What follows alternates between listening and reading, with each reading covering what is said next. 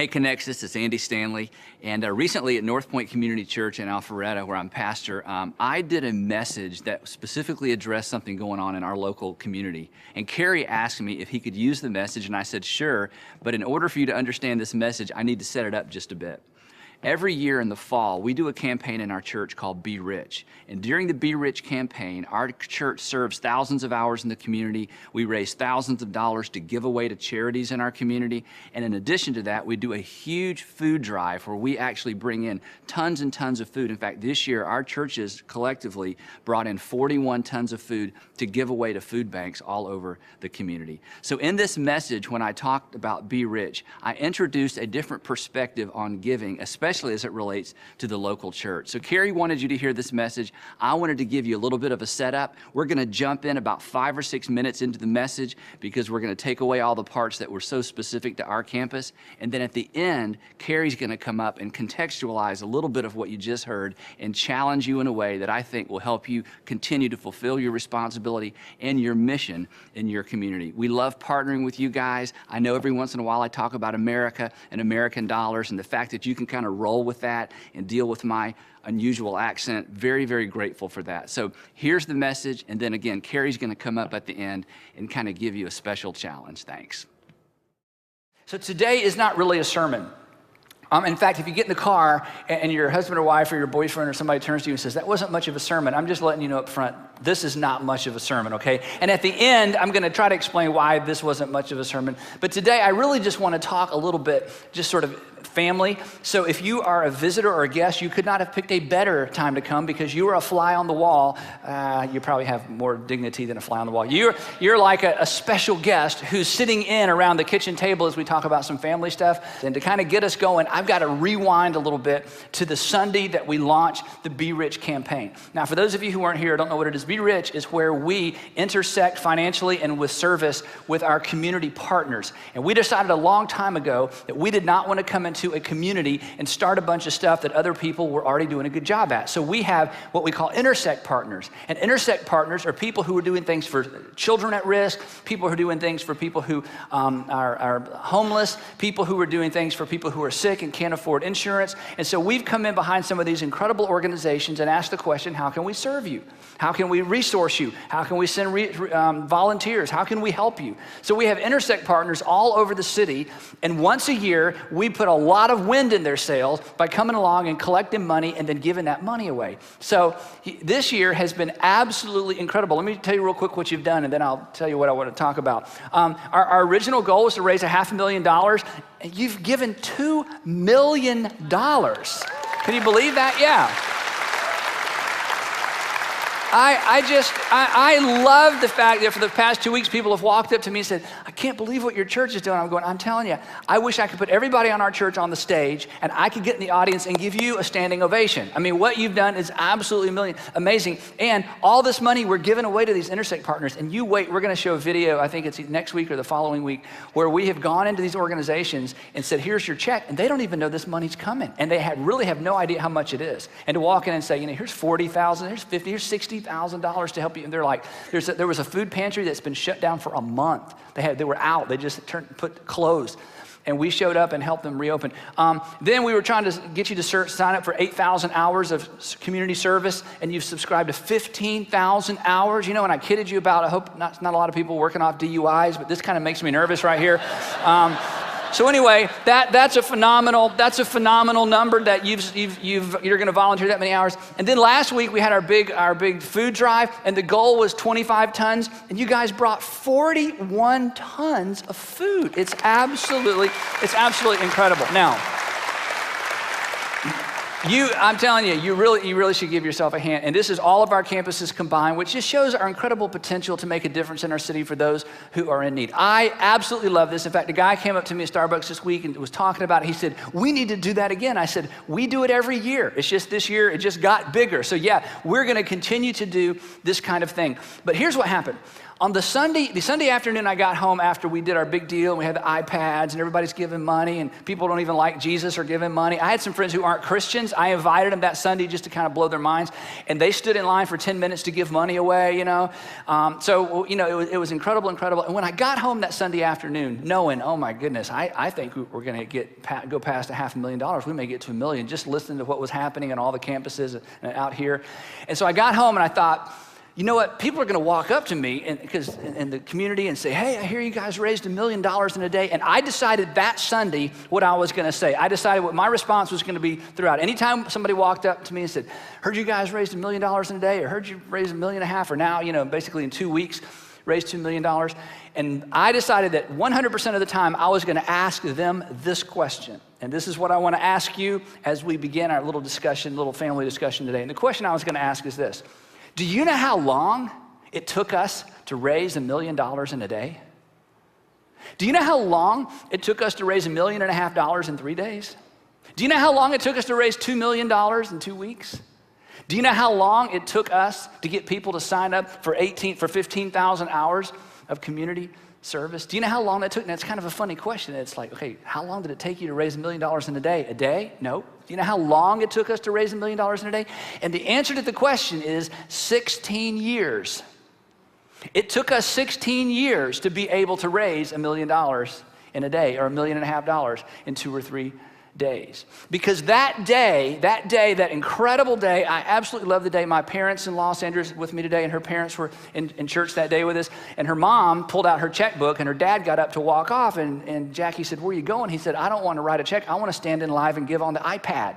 So, you know, they were like totally into this, you know. It was just a phenomenal, there was so much energy in all the room, and the lady interrupted me and said, who do we write the check to? I don't know if you remember that. She interrupted the service. She just wanted to write that check. It was absolutely incredible, but it represents something that I want you to understand, and it's important for us to understand. What you call that, or what I'm gonna call that for the sake of our discussion, is giving 1.0. Giving 1.0. Giving 1.0 is giving directly to something that will help immediately. Giving directly to something that will help immediately. And this is what Americans love to do. This is what we all love to do. Somebody shows pictures of children, somebody cites statistics, somebody says, if you give $10, here's the difference it'll make. If you give $39.95, here's the difference it'll make. It's like, we love giving 1.0. It's emotional, it was energized, we see immediate results. But the reason we were able to give the way we gave on that Sunday was because for 16 years, there's a group of people who've been giving along the lines of giving 2.0. Giving 2.0 is different than giving 1.0. Giving 2.0 are those of you who for 5 years, 10 years, 15 years, maybe you're like me, for 16 years have decided every single time we get paid, we're gonna take a percentage of our income and we're gonna give it to our local church. We're gonna be percentage givers. We're gonna be tithers. Giving 2.0 are those people that decide, you know what, I don't mind paying the electric bill, I don't mind paying the staff, I don't mind buying property, I don't mind building buildings, I don't mind creating programming, I don't mind buying diapers, cookies, crayons, coffee, pens, pencils, computers. I don't mind. It doesn't have to be cool, it doesn't have to be sexy, it doesn't have to be emotional. I don't have to see any immediate return. I'm just gonna be a steady plotter, giving a percentage, giving a percentage, giving a percentage, giving a percentage. And it's those of us and those of you that have done that for all these years that allowed us to do what we did on that incredible Sunday when $1 million came in a day, for us to completely be able to give it away. And the reason we can literally give away all 2 million of those dollars without worrying about the staff and worrying about pens and papers and the electric bill and the mortgage is because of people who are giving at the 2.0 level. The 2.0 level are the people who tithe and who are percentage givers. And that's why we were able to do what we did on that Sunday. And that's why we will be able to continue to do those kinds of events year after year after year after year. There's another way of thinking 1.0 versus 2.0, and it's this way. It's intervention giving versus prevention giving. Intervention giving versus prevention giving. Intervention giving is, oh my gosh, there's some homeless people. We need to give money to help those homeless people. Prevention giving is, what can we do to make sure nobody else becomes homeless? Intervention giving is, oh my gosh, there are some kids in crisis, some teenagers in crisis. What can we do to intervene on their behalf to help them get off drugs or to help her get through that unwanted and surprise pregnancy? That's intervention giving. Very emotional, very, it's exciting. Prevention giving is, what can we do to make sure that girls who don't want to get pregnant don't get pregnant? Prevention giving is, how do we eliminate homelessness? How do we eliminate poverty? How do we eliminate hunger? Prevention giving, intervention giving, prevention giving. Now, here's our challenge. Americans, we like intervention more than we like prevention in multiple areas of our life. In fact, you're victims of this. A couple gets married, people say, hey, you need to read this book on marriage. I don't need a book on marriage. You need to go to this seminar on marriage. I don't need to go to a seminar on marriage. I'll figure this out. I had a dad, I can be a dad. My mom had a husband, I can be a husband. It's kind of like saying I've had surgery, I could do a surgery. Okay, but that's kind of how we think. That's how men think, especially, I can fly this airplane. So what happens is we get married, and so married couples, they totally ignore the fundamentals of marriage, and their marriage just goes, and people are saying, I think you need to listen, I think you need to go to church, and it's like, no. And finally, the marriage is in crisis, so what do? We go to a counselor, because we need somebody to intervene and help us, and we want the counselor, we want to go about 3 times.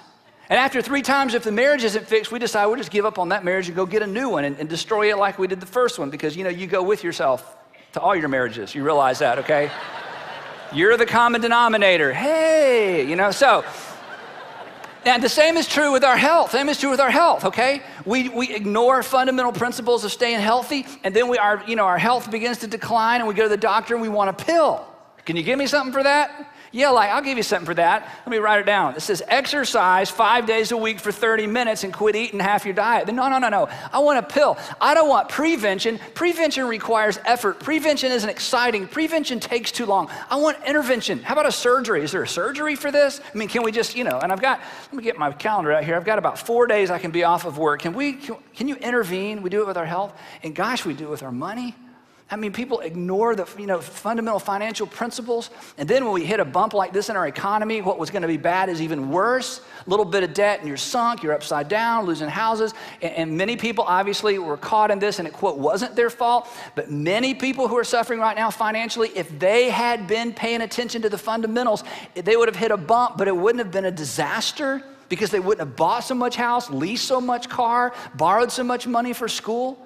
And so people, they get in debt, we ignore all these fundamentals financially, and then when there's a problem, what happens? We want intervention. I need a counselor, I need debt consolidation, I need crisis counseling, I need to read a book. It's like, can somebody help me fix this? Can somebody help me get out of this? If I declare bankruptcy, do I get a fresh start? And the thing is, as a pastor, I'm a terrible counselor. I quit counseling years ago because I always interrupted people, because they would be about 5 minutes into their story or 10 minutes if I was super patient. I'm like, okay, I got it. And I'm not saying that's good, because after a while, all the stories sound the same. And I'm listening to stories going, wait, okay, you didn't see this coming? Okay, you come home late every single day and you pay no attention to your kids, and your wife is cold and your kids are rebellious and you're wondering what's wrong? Hello? Did you not see this coming? You have a health crisis, but look at you're overweight and you smoke, and okay, did you not see this coming? In so many cases, not all, in so many cases, you see this stuff coming. It is preventable. It could be prevented. We don't like prevention. We like intervention. Intervention is exciting. It's immediate. I don't have to change any habits. I don't have to make any sacrifice. Well, that whole way of thinking and that dynamic that impacts so many areas of our lives, it impacts our giving. We like intervention giving, because here's the thing. Intervention giving is emotional, and intervention giving is measurable. Intervention giving is emotional, and the results are measurable. It's emotional because there's pictures. I'm going to solve a problem. We all like to solve a problem. We all feel better about ourselves because somebody's better off, and it's measurable. We're going to collect 25 tons of food. We're going to be able to feed 5,000 people for a week. We're going to collect X amount of dollars and give it to this facility, this clinic, and they're going to be able to see 45 patients a week for 3 months. It's great because it's emotional. I'm going to be able to feed a kid for $35 a month who's in poverty, and I'll be able to feed him for a year for 30. It's emotional and it's measurable. And so we're drawn to that. And you know what? I think we should continue doing this. I'm not against intervention giving. But prevention giving is superior, and here's why. Prevention giving is not emotional or measurable, but it's by far superior. It's not emotional or measurable, but it's superior, absolutely superior. It's not emotional because prevention giving prevents things from happening. That's not emotional. It's not measurable because it didn't happen.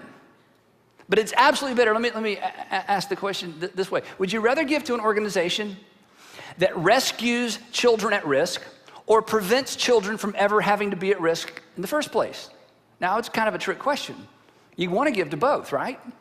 Because if I tell you a story about little Felicia and she's in a home where she's being abused, and if you give $39.95, we can get her out of that home and get her in a place where she can be cared for, you want to give to that. But then when you look at Felicia in the eyes and you realize the damage that's been done, you think, this should have never happened. How can we prevent this from happening to other children? You want to do both, but at the end of the day, you know this, that prevention giving, it's superior.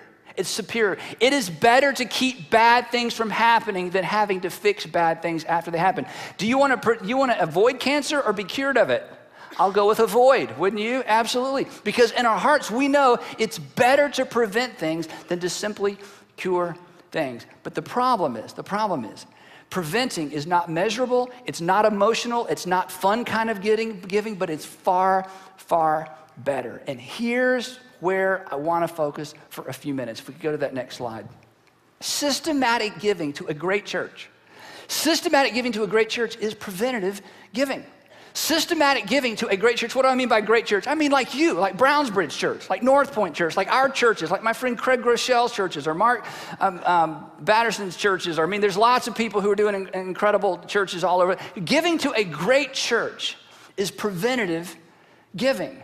And now I'm not talking about the church where the pastor gets an email from headquarters somewhere and he gets up and reads through a 15-minute devotional and you sing the same 4 songs you sang before and then people, put $1, and I'm not talking about that kind of church. I'm talking about a church that's on the ground, cares about the next generation of kids, cares about the next generation of students, cares about people in need, believes that everybody lives forever somewhere, believes that Jesus really is the Son of God and makes a difference, believes that church is the hope of the world. When you get involved in a church like that and you become a regular, systematic giver to that kind of church, it is preventative giving.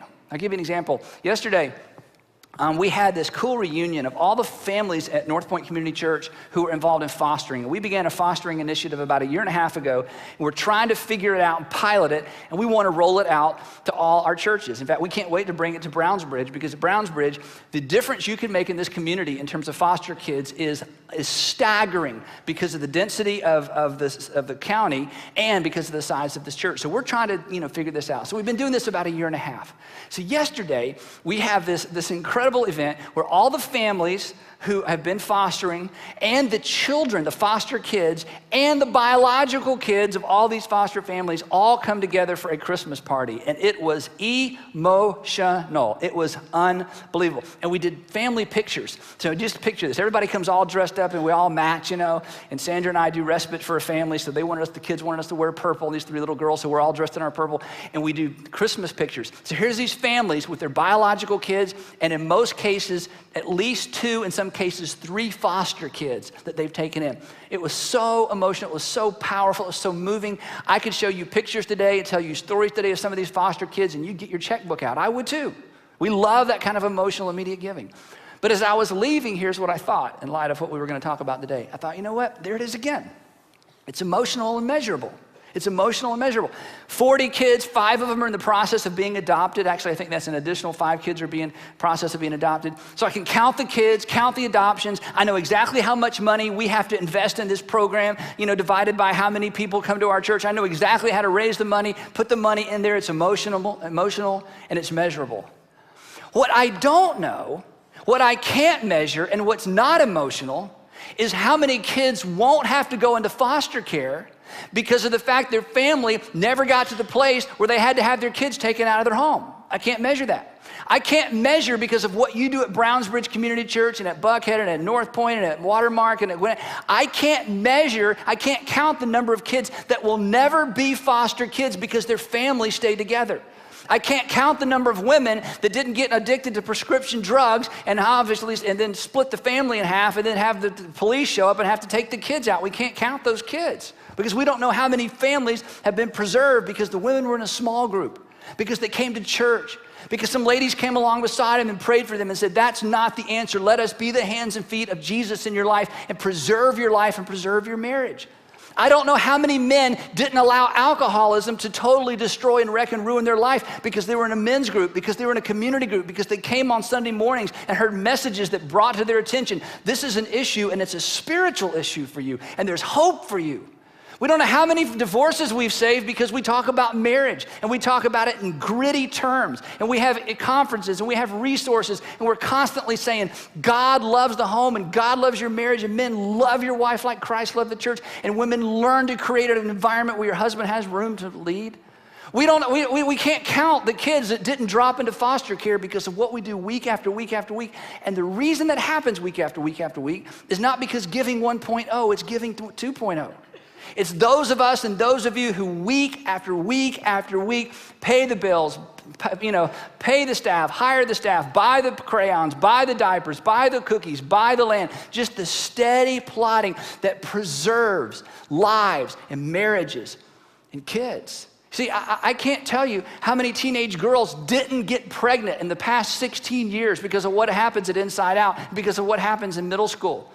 That every single week, about 2,000 middle schoolers and high school kids, year after year after year, experience these environments where many of you take your Sunday afternoon or your Sunday morning and you sit in a circle and you pour your life into these kids and you instill values in them that some of them are not getting at home. You're an advocate, you're a partner, you're a mouthpiece into their lives, and they will not make bad decisions that can't be measured and can't be quantified or evaluated on some spreadsheet, because they've avoided the decisions we want kids to avoid. You can't count that. It's not emotional. We don't get to tell their story because nobody likes the success story. Hi, my name is Wanda, hi, my name is Betty, hi, my name is Bill, and I was good through 9th grade and 10th grade and 11th grade and 12th grade and went to camp and Inside Out. Any questions? Thanks, Bill. That was just awesome story. That was just powerful. I mean, you don't want to hear that story, but you know what? I want every kid to have that story. I want my kids to have that story. I want your kids, and I want your grandkids to have that story. But you can't count that. You can't measure that. You've prevented a story from happening. So, consequently, giving to a local church that's getting the job done, it is preventative giving. It's so extraordinarily powerful. For those of you who've given on a regular basis, again, you have no idea how many divorces you've kept from happening, how many kids from dropping out of their home, dropping out of school, alcoholism. It goes on and on and on. You just don't know. But it wasn't the 1.0 giving that did that. That's the emergency giving. That's the rescue giving, and we're going to do that. It's that steady, plodding giving that ultimately makes all the difference in the world. So here's my challenge going forward. And I warned you I was going to challenge you about this, and a lot of you thought I was kidding, and most of you forgot, and some of you weren't here. But at the end of Recovery Road, the Recovery Road series, at the end of the series, I talked about how most Americans, when they do their income tax, they didn't plan it, they discover that they gave about 1.5% of their income away. They didn't plan to give 1.5% of their income away because they never planned to give any percent away. They just accidentally gave 1.5% of their income away, or in some cases 2%. And that the richer you are in this country, the less percentage-wise you give away. And I said, you know what, we're not going to do that. And in 2012, I'm going to challenge all of our churches to step up beyond that and to become serious percentage givers. And I'm going to challenge all of our churches to tithe for the year 2012. In other words, what I want to invite you to do is to become not an emergency, bail them out, rescue giver. But I want to invite you to become a systematic giver to a great church that is preventative giving. I want to invite you into this category that you have already benefited from because the people around you who've gotten this for years and who've done this for years. So in the year 2012, you've got a month to prepare. I want to challenge all of you who are part of Brownsbridge Community Church or any of our Atlanta area churches to become a tither, Now, it's so interesting. Whenever I mention the word tithe, I get emails and sometimes letters, but mostly emails from people who say, what is that? Now, I grew up in a Baptist church. So, I mean, this was just second nature. I've always given 10% of my money to the church. When I had my first job for $3.85 an hour at the Winn-Dixie in Tucker, all the way through now, that I'm a mega church pastor. That's just what I've always done. I was raised that way. But tithing is a real simple thing, but it requires math, okay? And I realize in church we don't do math, so I'm gonna go through this twice, okay? Because it's somewhat complicated, okay? And and honestly, I'm not making fun of you.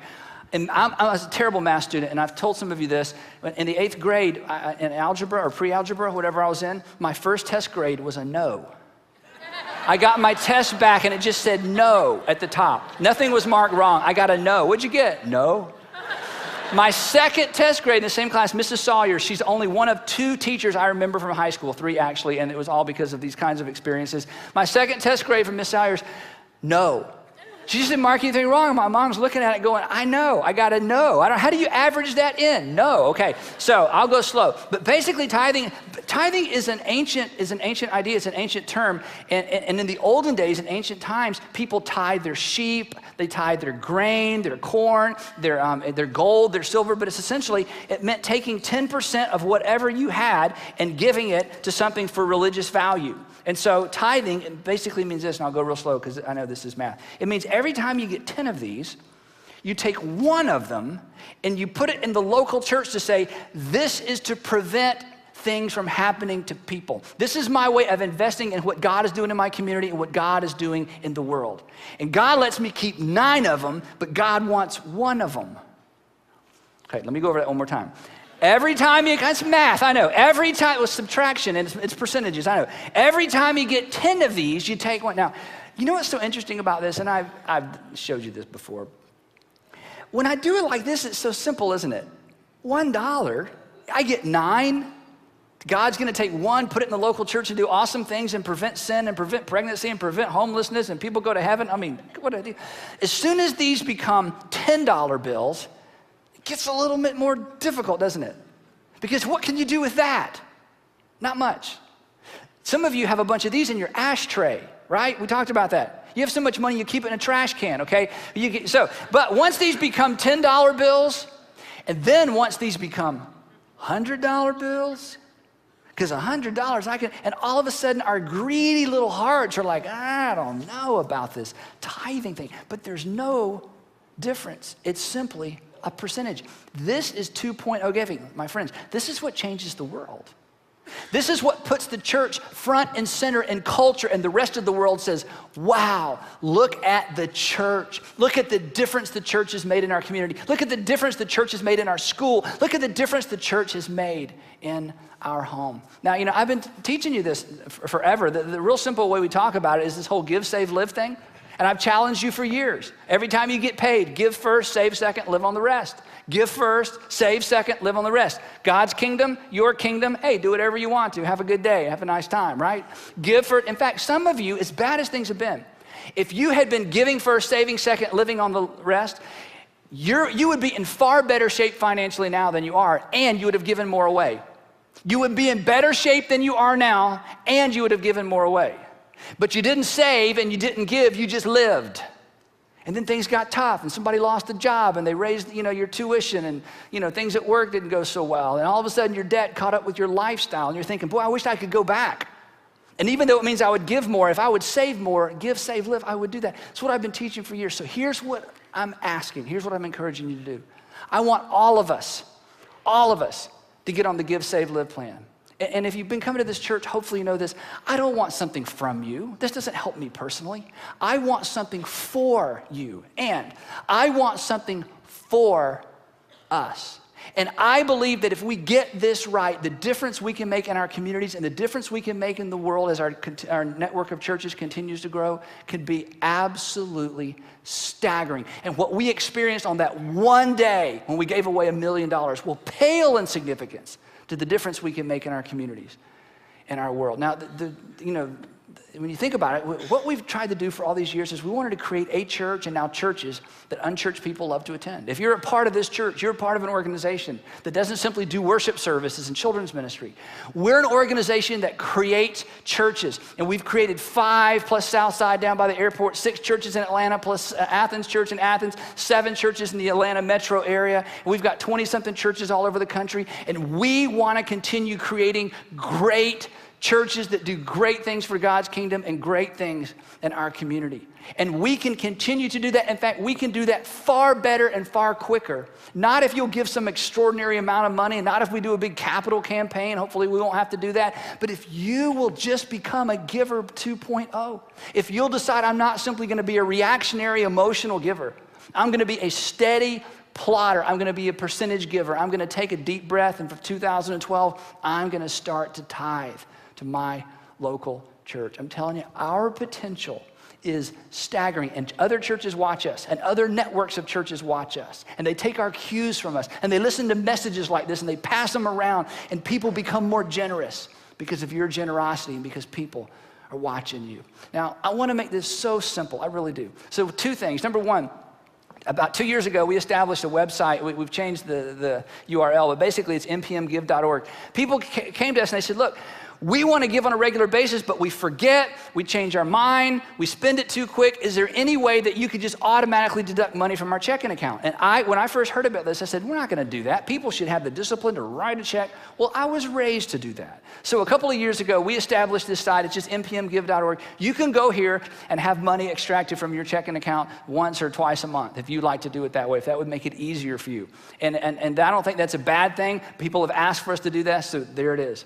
Then the other thing we're going to do, and this is kind of goofy, okay? It sounds goofy when I say it. Really, we don't want to make this hard for you.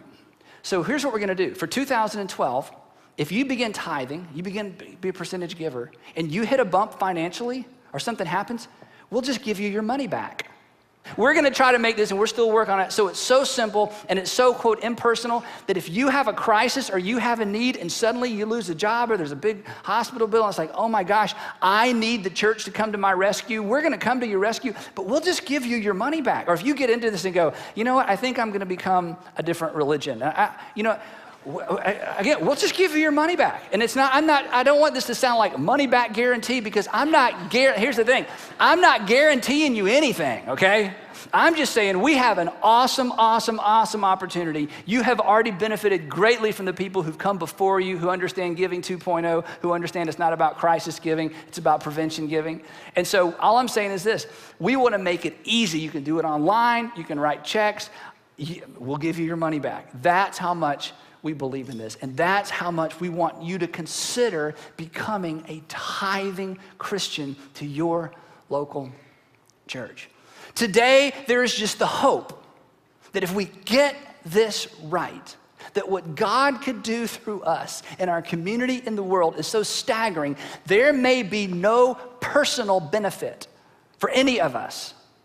But the corporate benefit of knowing that we have been used by God in a significant way to release generosity, not only in our churches, but in churches all over the country, I'm telling you, it could be absolutely powerful. See, today is about this, that the church is the hope of the world, because Jesus is the hope of the world. And any place the church does what the church should do in a community, the community gets better. And people's lives are changed forever. And marriages are restored. And children don't have to be yanked out of their homes and taken into foster care. And people don't throw their lives away with drugs and alcohol. And people don't throw their marriages away on an affair. That when the church does what the church is supposed to do, the community and the world is better and people are better off. The church is the hope of the world. Why would we not want to do everything we can to strengthen this local church and local churches all over the world? It's why that regardless of what you do, I will always be a tither plus to the local church, always. And I'll tell you why. Because I know me. And if I were to take me and subtract 53 years of the local church influence from my life, I can't imagine where I would be. The church saved my life. I don't know. Here's one second. I don't know what was prevented by the fact that I went to Sunday school as a little boy. I don't know what heartache and tragedy was prevented because I had youth group leaders that got in my face and held me accountable and taught me how to have a quiet time. I don't know what was prevented in my marriage because people spoke into what a marriage is supposed to be and how a man is supposed to respond to his wife and how people are supposed to act in marriage. I don't know what was been prevented in the lives of my children because of what I've been taught about being a good dad and being a parent. I have no idea how grateful I should be. I don't know what was prevented. I can't measure it. It's not emotional. I can only imagine. But I know me enough to know that Andy Stanley, minus the influence of the local church, is a mess. And I have a feeling that for many of you, you would say the same thing. So that's why I'm always going to be a tither. I'm always going to invest first in the local church because Jesus is the hope of the world and the local church are the hands and the feet of Jesus. And we have no idea and will not have any idea until we get to heaven how much good we did and how much pain and heartache and tragedy was avoided because you decided to make Browns Bridge Community Church an extraordinary church in this county and in this area of the state and because of your influence throughout the world. So I'm inviting you to do what many of us have been doing all along. And starting in 2012, to get your financial household in order and to be a tither. I know, and see at this point in the message, it's when the preacher's supposed to say, I know many of you are having a hard time, and I know that. And some of you are out of work, I know that. But the majority of us have just never made the decision to go all out in our giving because of what God might do through us. So here's the deal. I'm promising you nothing, guaranteeing you nothing. But I am inviting you into, financially speaking, the most extraordinary adventure of a lifetime. Because long before you showed up on this planet, the local church was doing what the local church is supposed to do. And long after you're gone and long after I'm gone, the local church will continue to be doing what the local church was designed and intended to do. So join us. And together, we'll see what God does. When in addition to our rescue giving, more and more of us become intentional, percentage giving tithers to the local church and to his body.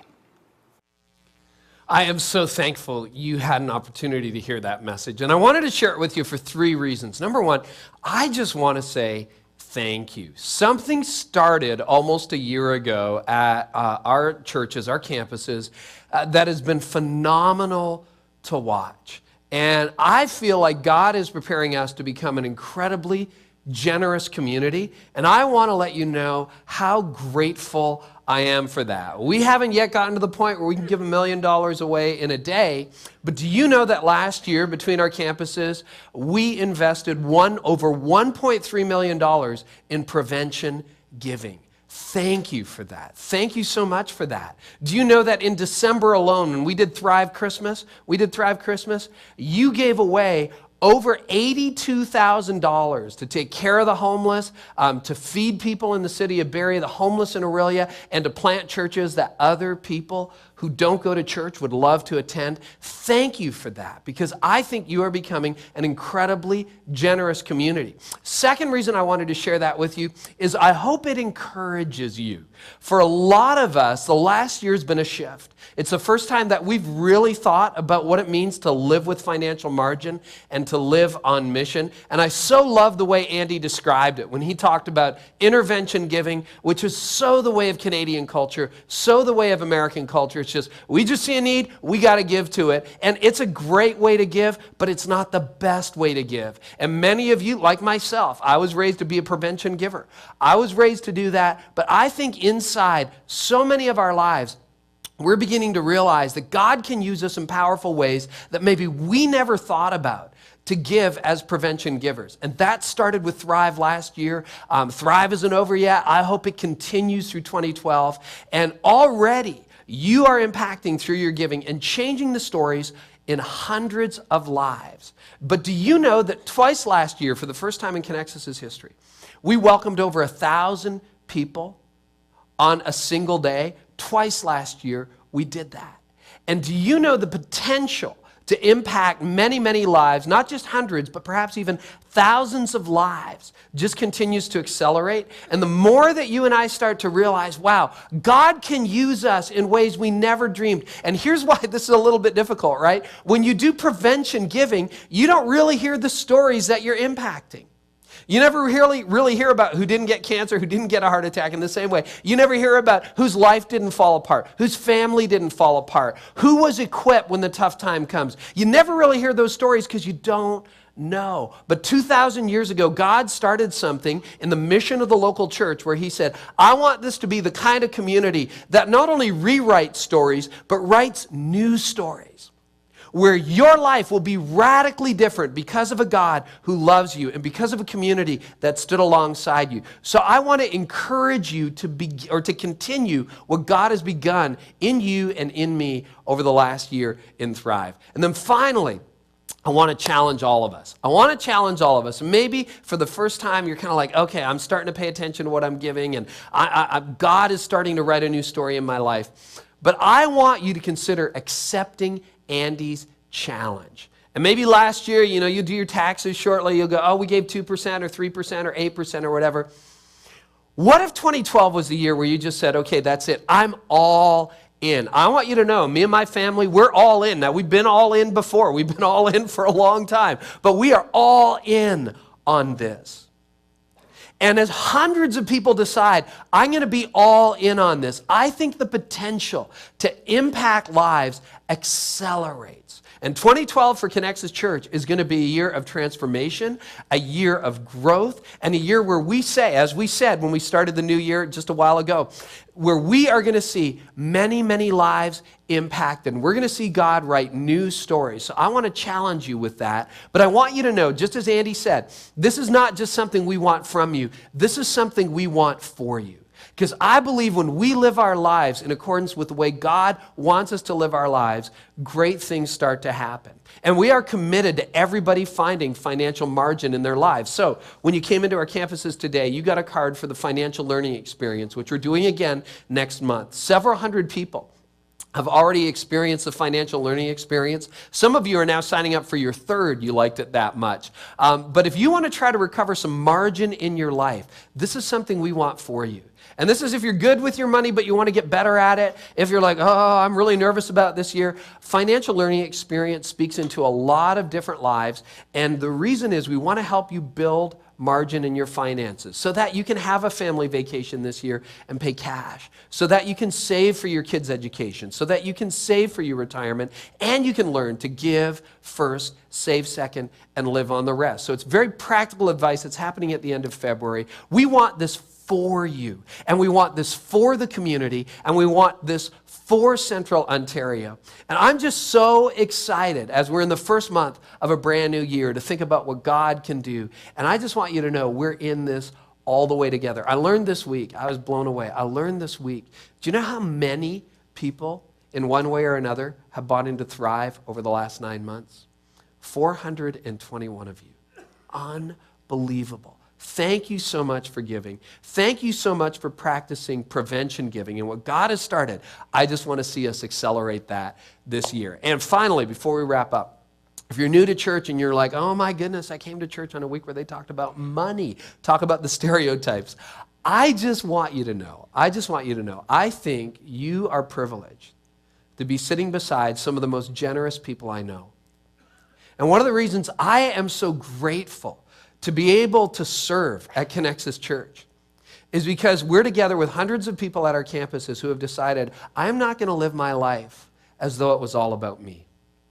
I'm going to surrender my life, and I'm going to even surrender my finances to a God that has a much bigger purpose in life than just my personal satisfaction or my whims or my wants. And I think you have stepped into a community that is learning what it means to be generous, learning what it means to take care of people who can't take care of themselves, and learning what it means to create a church that unchurched people love to attend. And they are happy to take some of the things that God has given them and to move it aside and say, I want him to bless others as well. So if a friend brought you or somebody brought you, just realize that you're sitting next to somebody who is learning to be incredibly generous and to live this life not for themselves, but to the glory of God and to serve other people as well. So let's pray together. I got to tell you, I am so excited about everything that's ahead.